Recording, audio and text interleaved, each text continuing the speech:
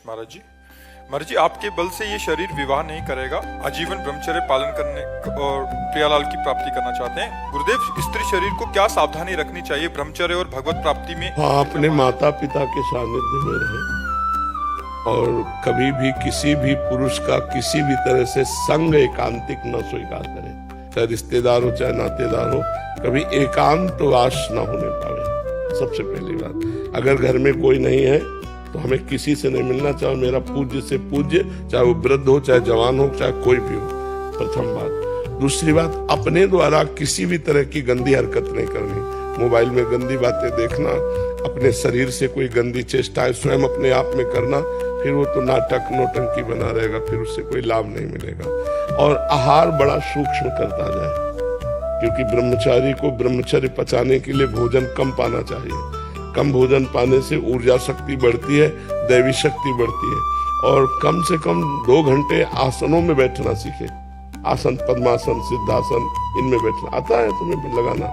किसी से पूछ लेना, क्योंकि आसनों में बैठना आवश्यक है, तभी ब्रह्मचर्य पचेगा, नहीं तो फिर उद्दंडता आ जाएगी। आसनों में बैठने से कष्ट होता है।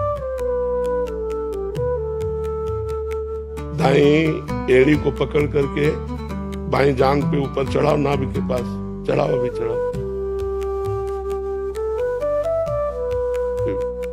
फिर बाईं को पकड़कर दाईं की तरफ ऊपर चढ़ाओ। चढ़ गए? दोनों ऐसे हैं, देखो इसे कहते हैं पद्मासन। अब दोनों हाथ रखो ऐसे और सीधी हो जाओ। 5 मिनट, 10 मिनट, 15 मिनट, धीरे धीरे से बढ़ाना। जितना कष्ट हो उस समय सोचो मैं शरीर नहीं हूँ, चुपचाप शांत ऐसे अभ्यास करो, ठीक है? पहले इतना करो, फिर आगे होगा तुम बताएंगे। मासिक में 3 दिन तक कोई नियम कोई नियम तुम्हारे लिए नहीं। जो ब्रह्मचारी उसके लिए आसिक मासिक का कोई महत्व नहीं। अपनी दिनचर्या, ये मासिक धर्म का निषेध उनके लिए जो मतलब गृहस्थ धर्म का प्रयोग करते हैं या जो व्यभिचार करते हैं। जो ब्रह्मचारी वो परम पवित्र हर समय रहता है। स्नान कर लिया, वस्त्र आदि से शरीर को सुरक्षित रखा, अपनी साधना में। तुम्हारे लिए कोई नियम नहीं है। सेवा कर सकते हैं? हाँ, बिल्कुल कर सकते हैं। स्नान किया, रज लगाया, ब्रह्मचर्य के लिए केवल विधान है, अन्य के लिए नहीं।